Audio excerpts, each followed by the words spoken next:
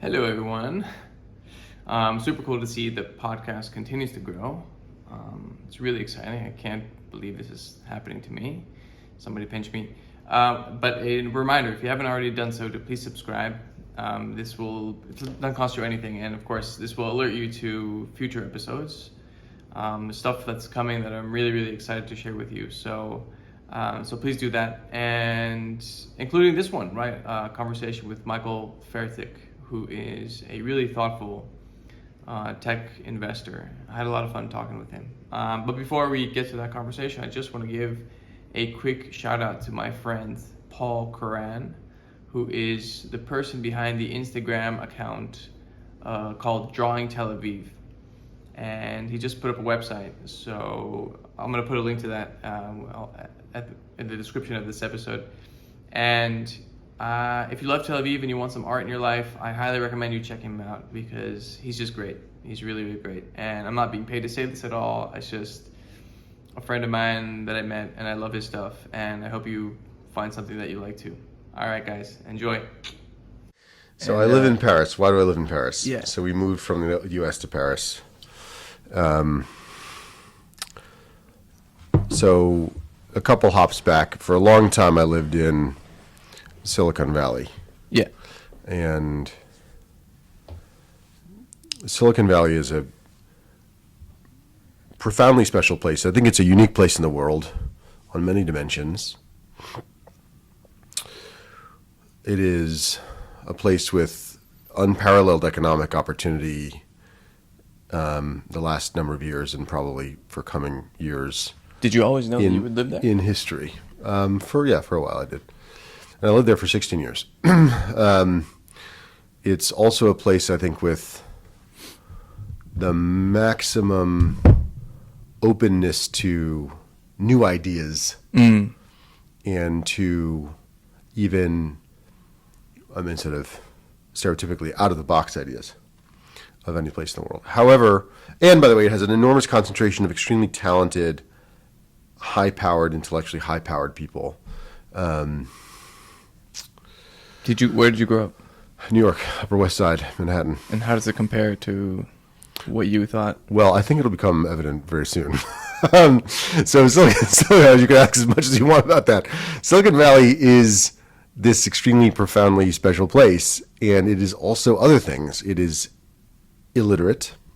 What? Yep. What? They can read. Yeah. But it is an aggressively and overtly unintellectual place. What do I mean by that? What? You just said that you had No, they're very smart, I said. And you said exceptionally intellectually supercharged. Supercharged, but I didn't mean intellectual in the sense I'm about to prosecute. Say, which is, okay. You're right.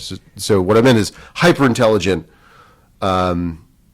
people, many, like an extraordinary concentration of open-minded, hyper-intelligent people who are not sort of overtly anti-intellectual, but unintellectual. So what do I mean by intellectual? There's no interest in Silicon Valley in learning for the sake of learning, unless it has a commercial outcome or opportunity attached to it. Okay. It's like, oh, that's cool. We went to a concert that was really cool. We heard some music, man, it was really cool. I read a book, it was really cool. There's no thought process there, right? So, okay. There's also a place without irony, which is losing its whatever sense of humor it had. And I made humorous movies, short videos about Silicon Valley, which you can find online, bubbleproof.tv. Okay, I'll check it out. Yeah, with a famous investor, and I made it together. So they're making fun of it. And it's not intellectually curious for the sake of curiosity, right? So it's not a place where people want to take an interest in these things. And I say this all the time. I'm not quiet about it. But in that sense, overall, it is the very, very deep place that's also very narrow, Silicon Valley. And I wanted to leave, and I wanted my kids to grow up with somewhere else. It's like what, innovation for the sake of making money?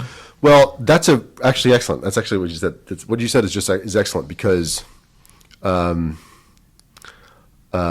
in New York, the lingua franca of business is let's make more money by buying something and then selling it for more. Yeah, right. Right? right? Buy lower and sell higher. Yeah. And they're like, and therefore we'll make money, and then there we'll have more money, right?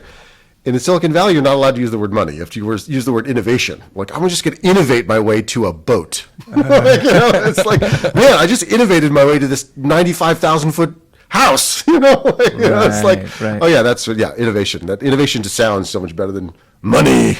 So the focus isn't on the people and the problems and society and all that kind of stuff. It's more about. Of course, in some measure, it is. It's about flossing. Of course, in some measure, it is. Of course, in some measure, it is. In some measure, you're working on very hard problems that need to be solved by people who are brave, and there's capital for that, and so forth. There's also an increasing sort of Wall Streetification of Silicon Valley, which is another trend that happens sort of visibly every 5 years. Okay. And that bothered me somewhat less than the overall culture, which, there was a philosophy, I think 40 years ago, maybe 50 years ago. If anyone is a practitioner of that philosophy, which was an aggressively libertarian philosophy, a political philosophy, and a creative philosophy of libertarianism, you might find like Peter Thiel is probably the best practitioner of that now. And he's not immensely popular among some of the kind of Silicon Valley lefty elites. And you can take or leave that opinion. What I'm saying is that he is hewing to it, and Elon Musk is hewing to the kind of libertarian element of the original philosophy of Silicon Valley. Silicon Valley talks a lot about saving the world or techno-solutionism, but there's no like academic or informed sort of intellective opinion. It's just, we believe this because we're smart and we're rich and we're successful, and so therefore you should too. Right. It's self-validating, I guess. Yeah, and there's an old saw. It's like, Fiddler on the Roof, because when you're rich, they think you really know. So there's that. Anyway, look, there's a lot to love about Silicon Valley. Yeah. I never felt it was going to be my permanent home. There was a chance after some things went right, thank God, for us to leave. And then there's a story. I have a kid who, when he was 9, I asked him a question. I asked my kids this question every 6 or whatever, 12 months, and I say, look, you can change your opinion 2 hours from now, but one of the questions I might ask would be, have you thought about what you want to do when you're older? Ooh. And again, you can change your mind after this conversation ends. Like right. You're not, but like just checking in with you. What do you think? So and so. Yeah. And and he was then 9 years old is what my kid says. He says, "Dad," very serious guy. He says, "Dad," he's a very serious guy. And I said, "Yeah." He says, I've always. He's 9. I've always wanted to have a restaurant. I said, yeah, that's true. It's consistent with what you've said before. He says, but being a chef, it's a very hard life. Okay, I don't know how you got that impression, but I think you're probably right. Okay, that's cool, interesting. So now the wording is important. We're living in Silicon Valley. We're having this conversation in our house in Palo Alto. So the wording is important. He says, so I think I want to be an investor or a startup. So here's a kid who wants to be either an investor or a startup. And, he's seen his dad be an investor and an entrepreneur.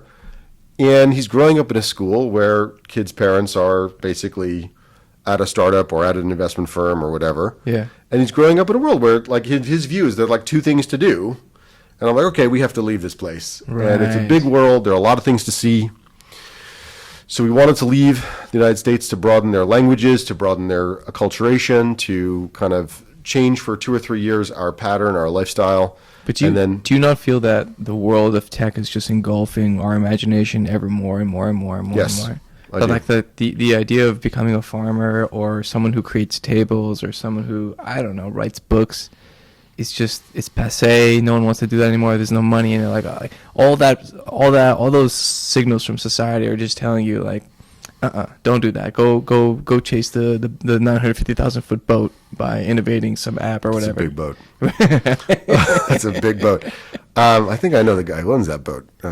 He's such a So look, long short is yes. No, this is important because tech is invading our lives. Yeah. And no lives more than yours and mine, right? Yeah. So you and I meet through the good offices and auspices of tech lives and tech work and so forth, and we should celebrate that and not apologize for it. Sure. So I do imagine that as compared to the average fella, you and I have our lives more inflected by tech than most. But still, and also our imagination's inflected, right? Right. But still, nonetheless, it affects everybody, and there's nothing wrong with that. However, one of my kids is I'm going to show. Not I'm going to show something, but one of my kids as a parent, you say was a prodigious artist. This one's actually a prodigious artist, and is every week in one of the museums in Paris with a teacher drawing and sketching, and so that's like not happening in Palo Alto. They're like, oh my God, what kind of new robot can I, my parent help me make, which is also wonderful, right? But there are a lot of things to do, and there are a lot of ways to learn, and a lot of ways to comprehend. And there are also values to subscribe to and ways to broaden your mind. And those things can then be brought into tech life. Yeah. Right? 0.0 of the great tech innovators alive today grew up in the world that they now, inhabit and have created. So therefore, something about the rest of the world must have been productive and useful in informing them. Right. And then, by the way, to point out something I think is beneficial about Silicon Valley, more Silicon Valley parents, on average, in my view, do not let their kids play with screens and iPads and so forth until later ages than populations I've seen elsewhere, because they're aware of the ravages they're from and the dangers thereof. So there are some habits that you want to celebrate from Silicon Valley too. But overall, look, it's a broad world. And Paris now, why Paris in particular? You've been to Paris. It's fabulous. Yes. There's a good Jewish population in Paris, which of size is a good size. I mean, good, bad, but good size population, which was important to us. It is a going concern as a city. It's not a dying city. I think I prefer Rome, probably ex ante, but Rome is not like, more dynamic than it was 3 years ago. It's got a going concern. Interesting. Yeah, it's a going concern. It's a bankrupt, living. But no, it's a living, breathing. Like Milan is a living, breathing. Like London's a living, breathing city. But we speak English, so that's not like Plan A. Plan A is to try to challenge to learn new languages and different cultures and stuff. And so it's also a great jumping off point for Israel, Europe, places we want to spend more time. Right. And a different kind of education. How are your kids liking it? Well, money time, man. You're only as happy as your least happy child, and one of my kids is like a California surfer dude. It turns out, I think we knew that. He sounded really excited about the move, and then we made the move. He's like, "I'm not allowed to wear my Hawaiian shirts to school, here." And it was we needed to make some changes for him. But look, I think the overall very positive. Overall, the impact is going to be very positive, and they're at ages at which they can integrate, assimilate, and also learn how to reject the things that they do and do not want for their lives. Yeah, I mean, adversity for your kids is also it is a good thing. In fact, I think generally, yeah. I mean, obviously not. I don't want to say there's such a thing as too much adversity, but there probably can be. But still, I mean, you want your kids to go through tough times in a relatively safe environment when they come home, and they can cry and whatever, and it's like, okay, you go back to school and you're fine, That's it. And they keep the chin up, and they feel encouraged, and everything you just said is right. I think that's exactly right. So, did you? Because you have your own VC fund. Did your thinking about picking entrepreneurs and picking companies changed when you became a dad? No, it was always the same. Well, I don't know if it's always the same, but I don't think that becoming a dad changed my the lens through which I choose companies. I do think it changed my life in myriad ways. That's not one of them. Okay. It did change how I worked. It changed, how I spent my time. It changed what I understood. I can't remember a time, probably like you. I can't remember a time, almost like minutes after my first son was born, I could no longer remember what it was like to not have been a father. I remembered high school with him at my side, Really? Well, I mean, not perfectly. I exaggerate a little bit for the sake of illustration, but I think you understand what I mean. I can no longer re-envisage, and cast my mind back to a time when my kids were not in my life. What is it about that exactly? I'm actually very curious about this as a dad, and I think about I have 3 sons, so for me it's like there's that extra weight of my life has that extra bit of meaning to it, right? Because I've got 3 young boys watching me do whatever the hell I'm doing in the world, trying to be as successful as I can be. And so there's always that in the back of my mind, like, okay, they're watching me, and am I doing my best? Am I being my best self?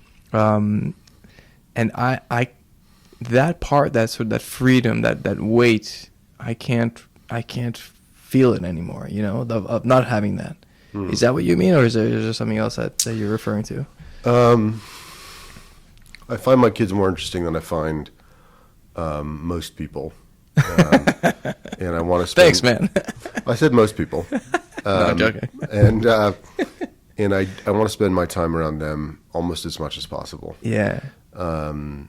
I think that I do have within me a primitive hunter-gatherer quality, which prompts me to want to go out, you know, kill the woolly mammoth, bring back the woolly mammoth meat to feed my family. You know, I don't think that would accurately describe comprehensively any person, including myself. But I do find that element, that ancient mammalian element, is part of my personality and part of my character and makeup. And so I am motivated by my family to want to bring home the bison, roast some bison. And that is the doorbell. Okay. So someone may try to come in and be part of our podcast. It's the most annoying doorbell.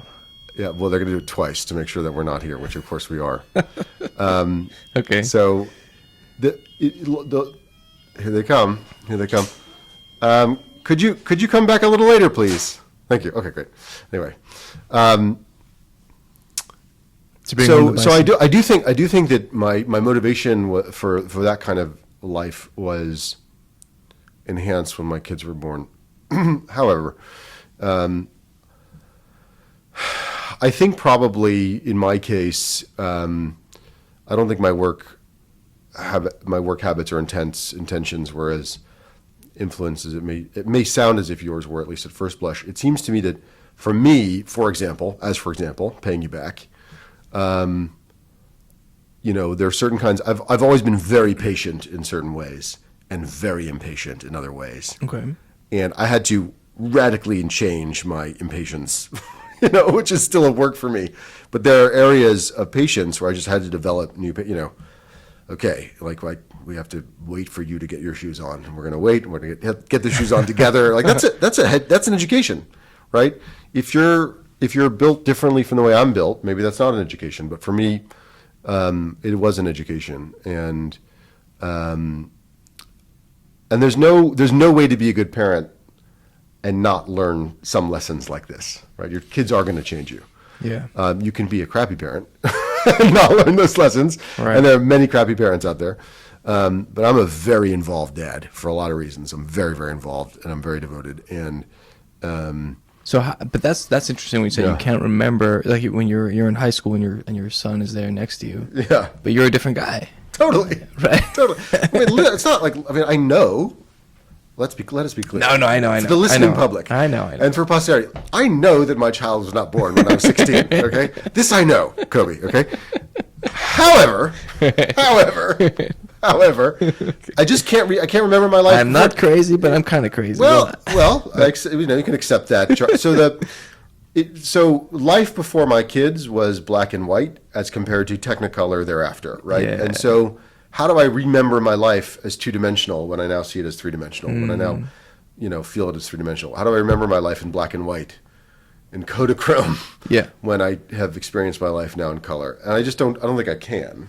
For sure. By the way, I don't want to, but I don't think I can. And my sense of priorities in my life is similar. I can't remember a time. I can reimagine a time, but I can't really remember a time when they were not my priorities. So that's what I mean. But look, we all experience parenthood or childhood in different ways, and I think there are a lot of ways to be parents. I'm just describing mine. Sure. So what do you look for when you Is it a gut feeling when you meet someone, you're like, this team or this person's got something that I want to know more about, or I'm willing to spend money to write a rather large check on this person in the rather large chance that this isn't going to work, but I do feel that this person can do it, you know? So you're asking the question about Heroic Ventures. Yes. Which is great. And I love wearing the the T-shirt. I love the name, man. How'd you come up with the name? So a guy I work with came up with it, in fairness, but Such a great he name. came up with a list, and I was like, no, that one. I think it's like the best name in VC, but I did not invent it myself. So good. Because it is really a heroic journey. It is. The It is. entrepreneurship. We're investing in heroes, right? And Right, so yeah. you're right. That's right. So thank you for asking about Heroic Ventures. It is what I do. So can I tell you what Heroic Ventures is, and then I'll answer your question? Sure, of course. So Heroic Ventures is my venture fund, and we have invested in 75 companies, plus or wow. minus. What stages? I've invested in 75 companies, and there are two things I say about myself and Heroic Ventures. One is that we invest in Silicon Valley and Israel. Okay.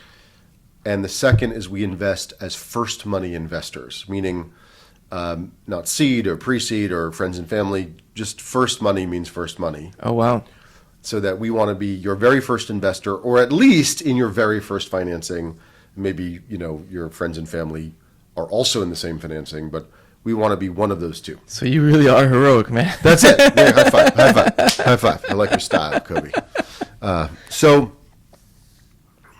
So now we understand. So of the 75 companies I've invested in, plus or minus, I think it's like almost exactly 75 now. I think those two things, if I had to guesstimate right now, sitting here from memory, if I had to guesstimate, those two statements, those two parameters, Silicon Valley or Israel, first money, have turned out to be true probably 71 or 72 times. Okay. Right. There are always a couple of exceptions for whatever reason. And then during the pandemic, geography changed a bit. People were suddenly avatars. They were no longer, I haven't met some of these people still, right? Wow. Like you invest over Zoom. So the geography thing did get a little relaxed during that time. So, Yeah. But largely, almost entirely, let's say, Silicon Valley, Israel, first money. Yeah. And what does that mean? So there are basically two things that I look for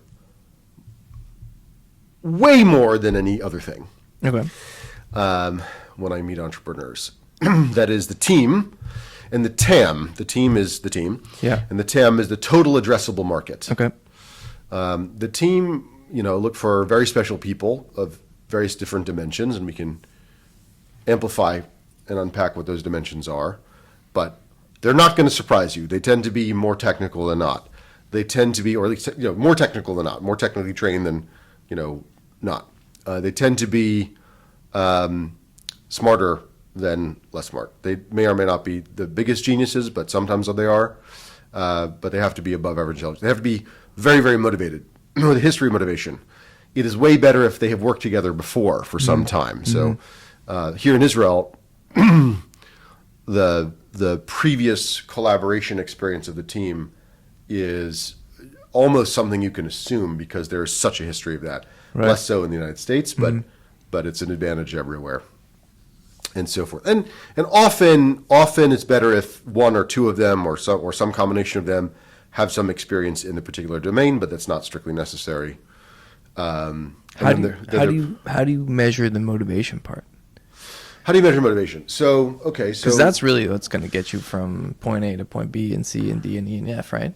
it is an important element. I think there's been a kind of Malcolm Gladwell stupidification of the world. I think he's sort of quite horrible.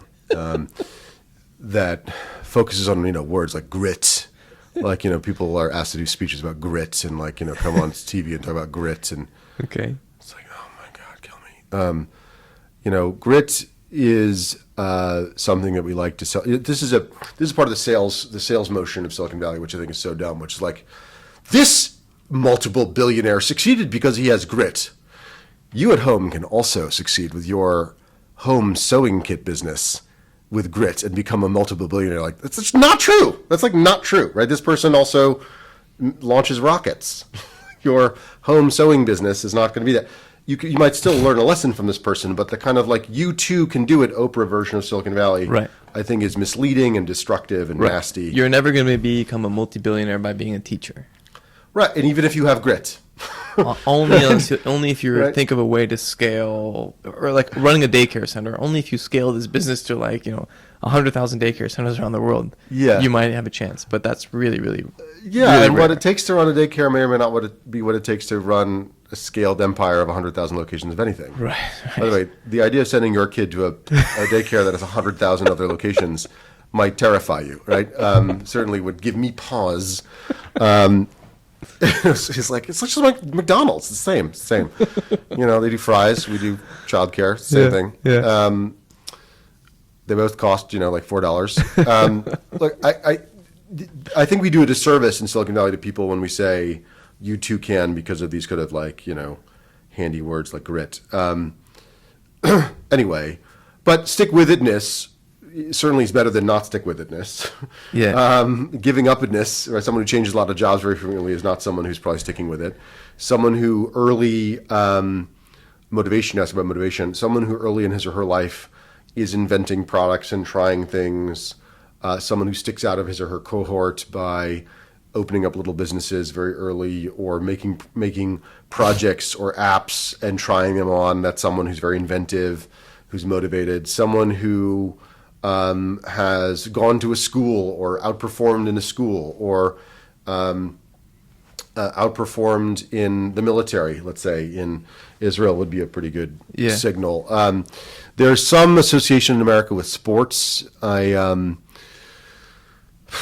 I'm reluctant to sign up for that all the time. I think it's a classic kind of Wall Street mojo, like, do you look good in a suit because you're an athlete, and like, so the good thing about sports is that it's often an indicator that you can take feedback, know how to win, know how to lose, then win, know how to recover, Right. often know how to play in a team depending on the sports. There's a certain level of pain tolerance that's implied by high performance in sports. I don't know if that's true in like snooker, or as the British would say, snooker, but like in rowing, for example, or tennis, or in fencing, I think there's a certain level of kind of like endurance, stamina, and you know how to fight through pain. But generally, I think sports is sort of overvalued for this particular measure for starting a company, because the motivation that you need to self-start, this is important, the motivation you need to self-start is different from the motivation you need to be part of a team successfully that knows what it's already doing.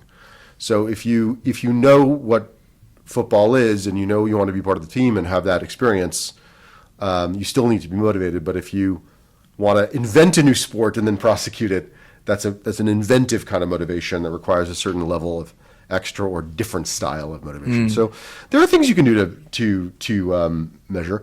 Also, by the way, classically, if you invest sometime after you meet the entrepreneur the first time, you can literally map and track whether they're motivated at that particular company or they're going to give up soon.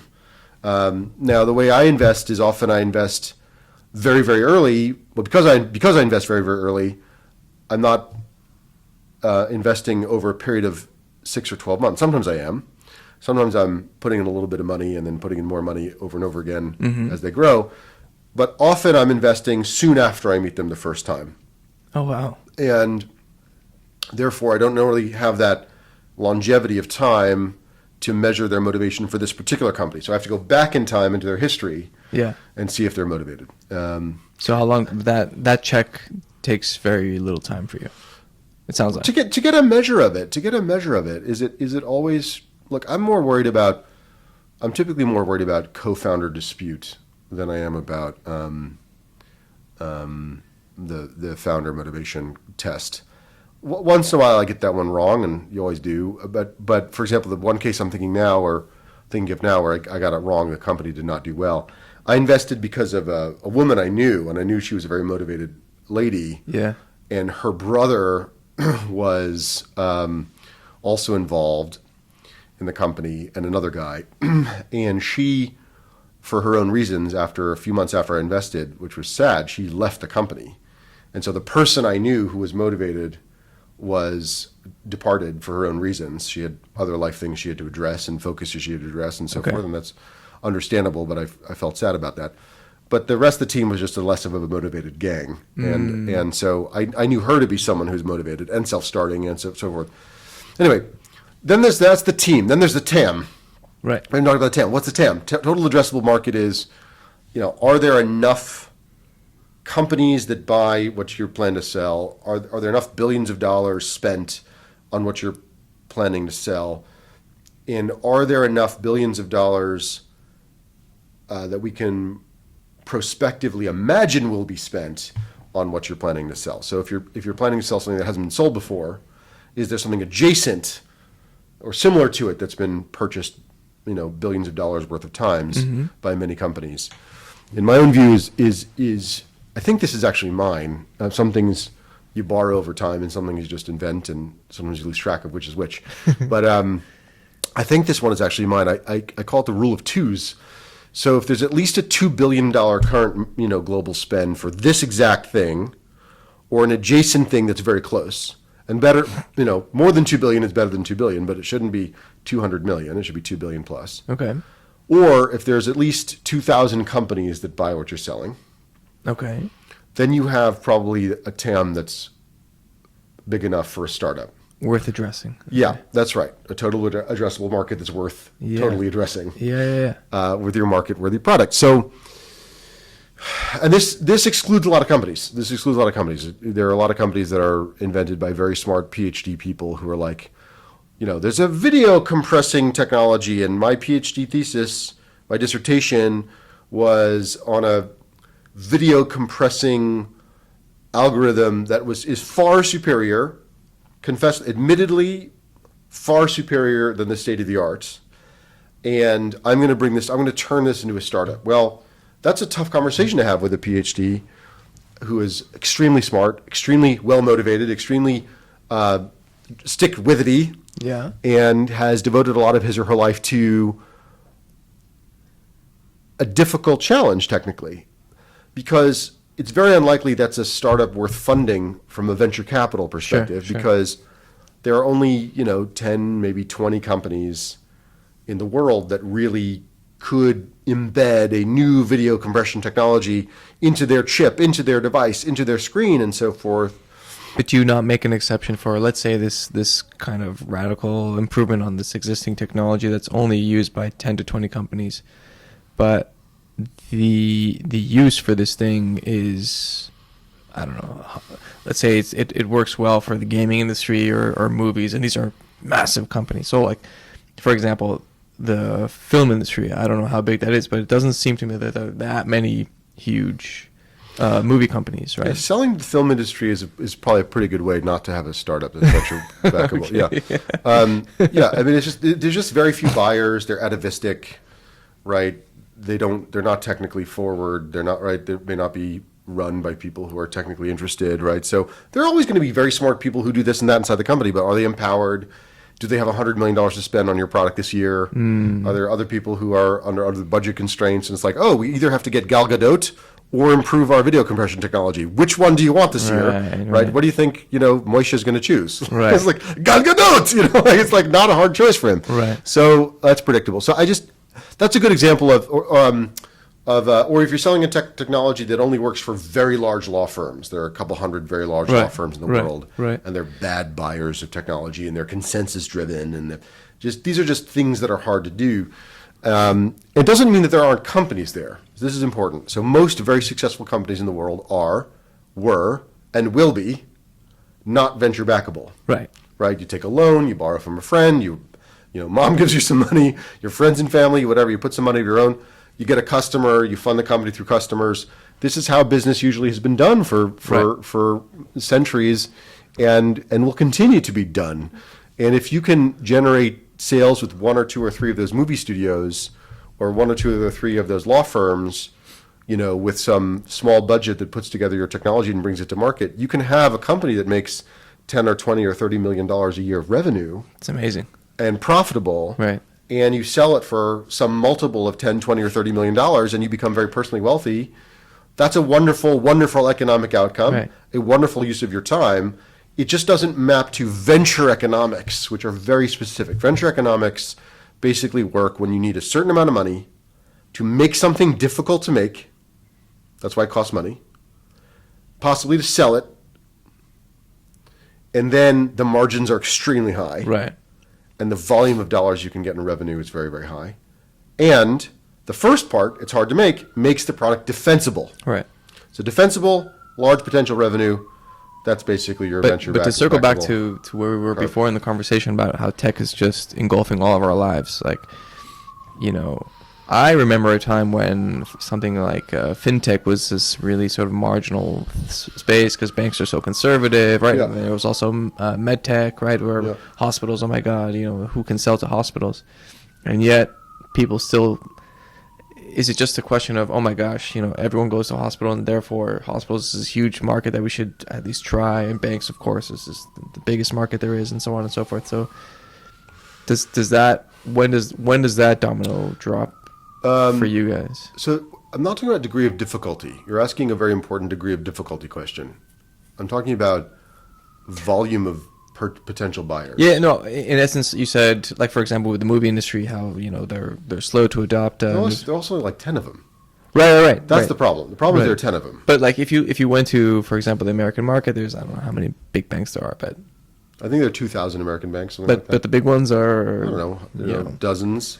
But the small banks have money too. But if you're a VC investor, you want your fintech company to be selling to the biggest, I suppose, no? You want them to be selling the biggest, but you also want to have enough customers in the mid-size and smaller tier that if they can't sell to the biggest at first, Sure. they can still build a business that's got hundreds of millions of revenue selling to the smallest and the mid-size. Right. So the apt analogy would be like the American banking market or the Israeli banking market. It's just not big enough to build a big company. Right. It takes as much time to sell to a movie studio.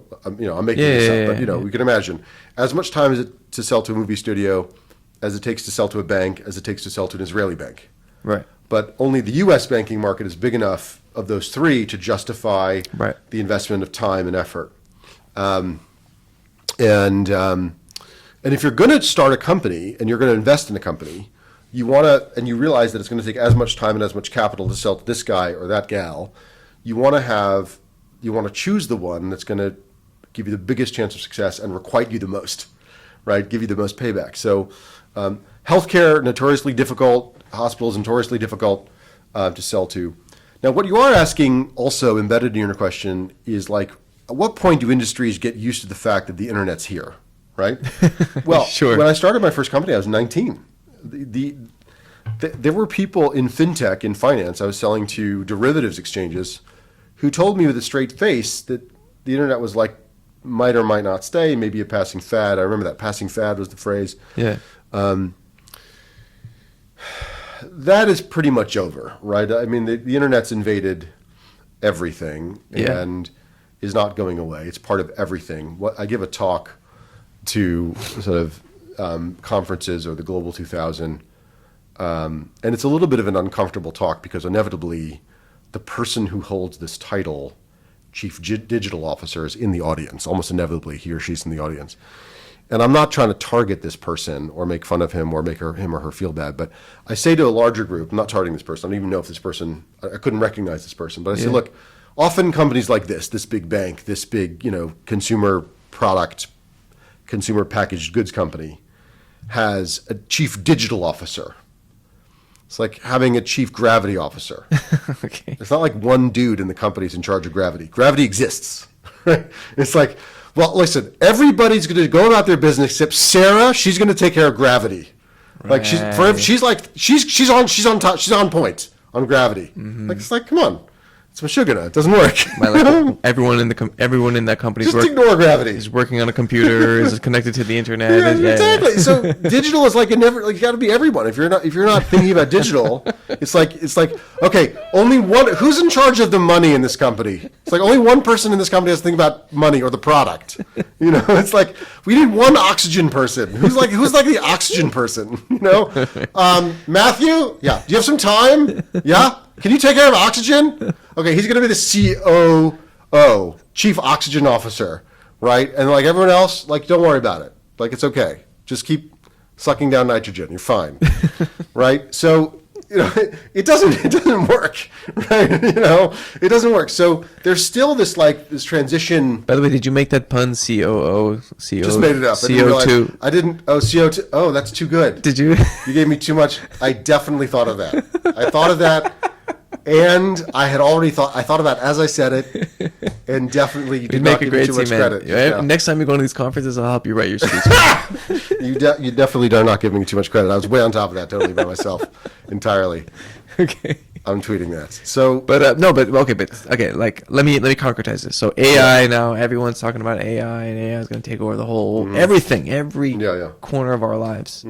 And embedded in my question is, or in this discussion, is this: so when you're selling to people that work at corporations, most of the time they're too scared to try new stuff because it's like, oh my god, I don't know, this is going to backfire me, right? You have to get over that hurdle. Yeah. And as you were saying, right, the more conservative the industry, the taller the hurdle it is to sell your cool idea that might impact many millions of people. But it just seems like we're at this point in the world where it's coming from all angles, right? AI is gonna take over how you connect with email assistants. It's inevitable. It seems like, no.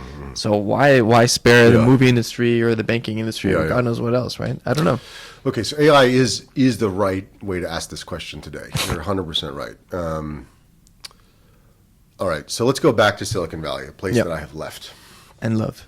I love it and admire, but I left in some ways. I'm teasing. And I don't love it in some ways, right? So, yeah. But another thing that Silicon Valley people who look like me, look like me, just come from that background, are CEOs, entrepreneurs. Another trick that they pull, it's a very famous trick, and it's an open secret, and I can think of, and I will not name, very famous CEOs who do this. They basically trade on their knowledge and perspective arbitrage when they sell to customers. And there are some very big public companies that are led by CEOs who basically pull some version of the following trick. Hey, person, you are just so stupid that you have to pay me many millions of dollars to make the world better for you. And they kind of beat them up, intellectually, with their intelligence. They beat them up with kind of fear. I do not like this. I do not like this move. I never have. I think if you are a person of substance, if you're a mensch, if you've got some something to say and you're good enough, you should be able to take the other tack, the opposite tack, which is to demystify these technologies and to engender trust and to gain trust by demystifying these things. So there are things that people in Silicon Valley know that other people in the world do not know. We are paid, we work hard to learn some things and learn technologies and master technologies or understand technologies that other people do not understand. That's why they pay us in part. That's kind of one of the premises. In the same way, there are people who understand law or medicine or journalism, and they understand things in many fields, education, that other people do not understand. That's how we run the civilization, right? It's the division of labor. Yeah. However, in the case that you've described, let's take the example of AI. There are generally two reactions. You named one, but I think there are generally two reactions in the world of enterprise, big corporate customers. One is, everyone's asking me about it. What I now have to do is use the phrase a lot, AI, even if I'm not sure exactly how to spell AI. I'm going to say AI a lot. And I'm going to talk about AI at board meetings, and I'm going to talk about it on conference calls and on earnings calls and in business development meetings. And I'm going to say AI a lot, and then people are going to realize that I'm on the ball and I'm not going to get fired because I don't understand what AI is. Right. So that's one reaction. Another reaction is the opposite response to fear, which is, oh, this stuff is just bunk. There's a hype cycle. Right. These Silicon Valley people are taking advantage of us again. Right. It's another flavor du jour, whatever you want to say. I hear this also. And of course, neither is really going to be true. In some instances, new innovation, new categories of technology don't have the kind of impact that the hype cycle would suggest. I think in the case of AI, it will. AI feels to me like the internet. It's going to be a before time and an after time. And it's going to take a while for that to manifest. but AI will affect everything, as you say. But part of my job, part of my mission when I talk to corporate leaders as an investor or as an entrepreneur and political leaders is to demystify it. So look, what actually does an LLM do? What does generative AI do that discriminative AI did not do before? Why is the current moment of LLM just easier and better than the previous moments of AIs that could not accomplish what the current generation of AIs can accomplish?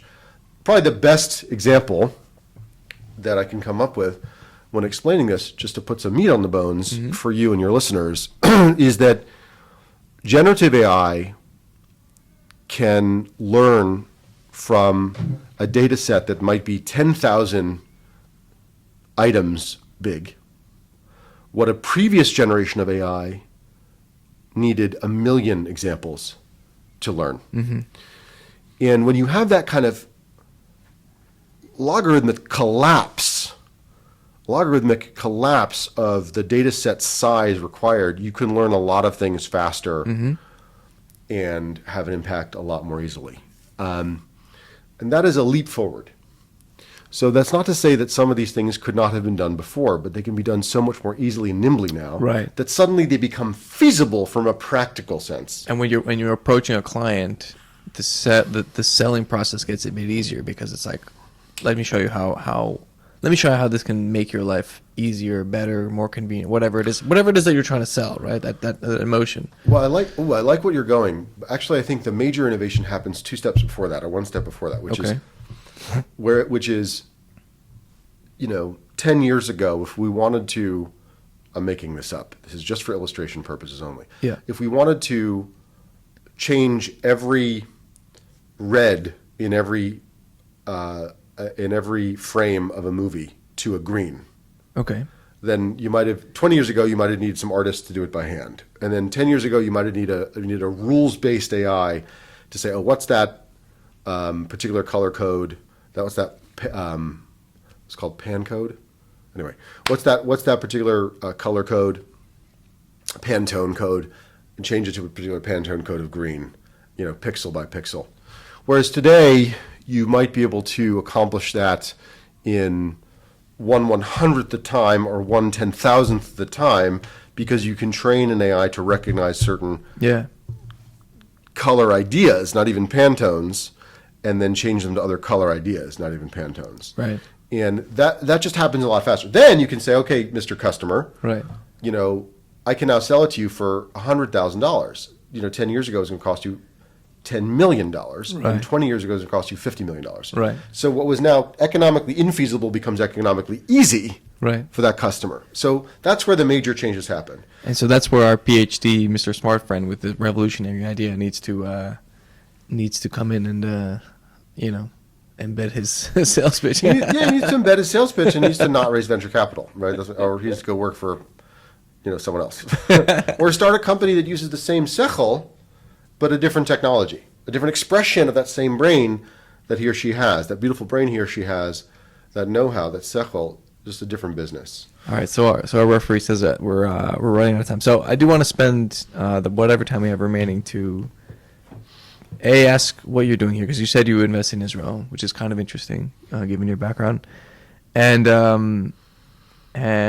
you're writing checks. You're looking to invest, which is kind of the not the predominant feeling right now. In Israel is in a moment of great upheaval, as I think most people who pay attention to Israel know.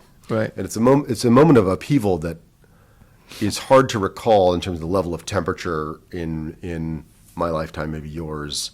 Maybe the most recent example was Sabra Shatila, which I think was like 1982, which is so it's a real thing now, and it's being precipitated by the immediate catalyst is this proposal for judicial reform, which has taken a few different forms, and it comes from the right-wing government.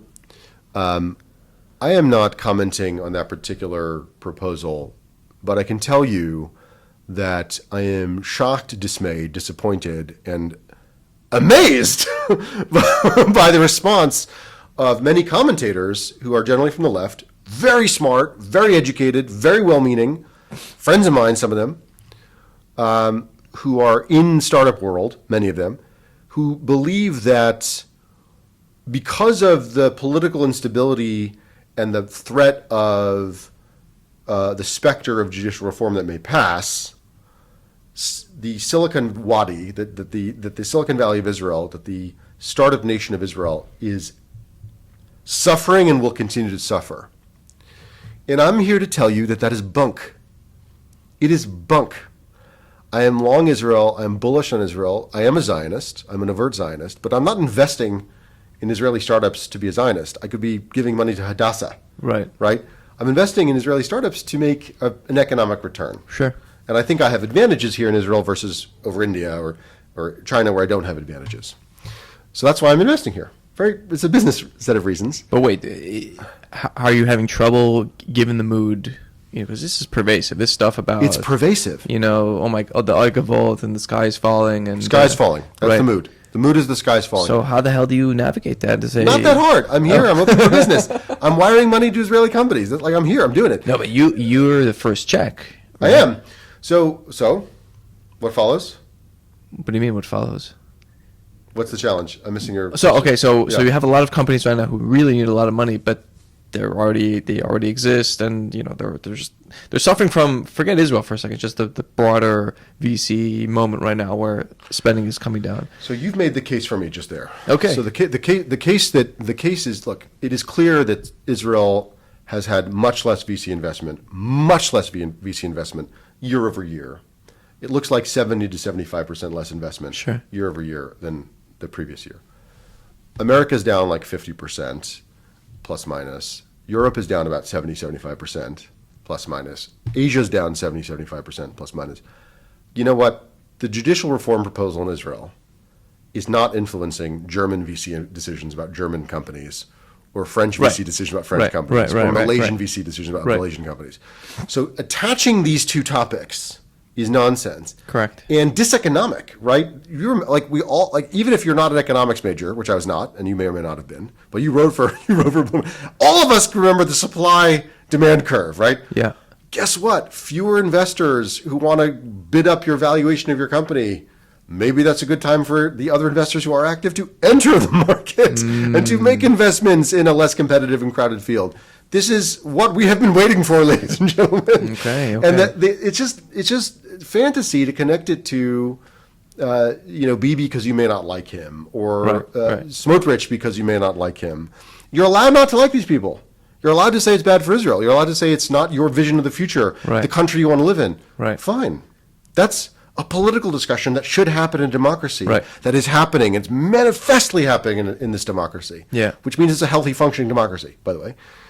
But it has not to do with Startup World. And there was this sort of Sturm und Drang a few weeks ago, I want to say maybe a couple months ago already, when Israel was downgraded by Moody's, that august and always right ratings agency. And suddenly, like, the commentating class of Israel, by the way, people who had never, couldn't have spelled Moody's. Suddenly, Moody's, oh my God, did you hear about Moody's? Suddenly Moody's has downgraded Israel. And the gal from Moody's, the VP or whoever she was, she mentions that the judicial reform is creating political uncertainty, which may affect sovereign debt payability, payback ability, and so forth. Sovereign debt and political instability are correlated, right? So these are not unusual circumstances. Moody's and these agencies upgrade, downgrade when there's stability and instability all the time. But there's a kind of willful knitting together of the downgrade of the depression VC, which is cyclical, fully cyclical. You know why VC is down? Because for the first time since you can remember, since the first time probably since you got a paycheck in your life, you can get 5% in your bank account for parking your money there. Right. And guess what you're doing, Kobe? You're parking your money there, right? You're leaving your money in your bank account because it's giving you 4 or 5%, and you're doing less Robinhood stuff. That's it. Everything else is mice nuts. Mice nuts. And by the way, it's healthy. There was too much VC going around, sloshing around. Everyone was complaining about that 9 minutes ago. Now it's like, oh my God, the anti-Semites are getting out. It's like, there are anti-Semites. There are things that fall from judicial reform, political instability. This is not one of them. Yeah. This is not one of them.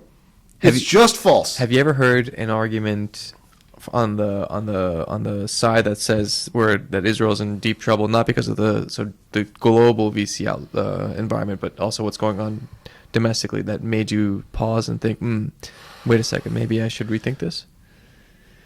There is an important discussion to have about I'm just talking about the you, future of Israel. You as an investor. Yeah. Well, as an investor, hang on. As Michael, someone who cares about the Jewish people, as someone who cares about the future of Israel, feels connected to this country in many ways, there is cause for concern about the future of Israel. And there are things I worry about. And I can ask you also the following question, which answers itself.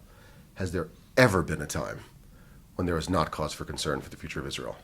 I would say for any person, any country, that's the human condition, right?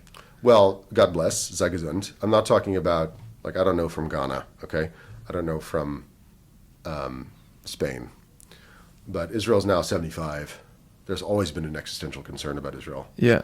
Israel, pre-modern state of Israel, there's always been, from Tanakh on, concern for the people of Israel and the state of Israel. To use something what you said is that we're a going concern, aren't we? We are a going concern, aren't we? We are, in spite of myriad reasons and myriad challenges. Yeah. So, but we're heroes too. We are heroes. And do I think that we're heroes? You're right.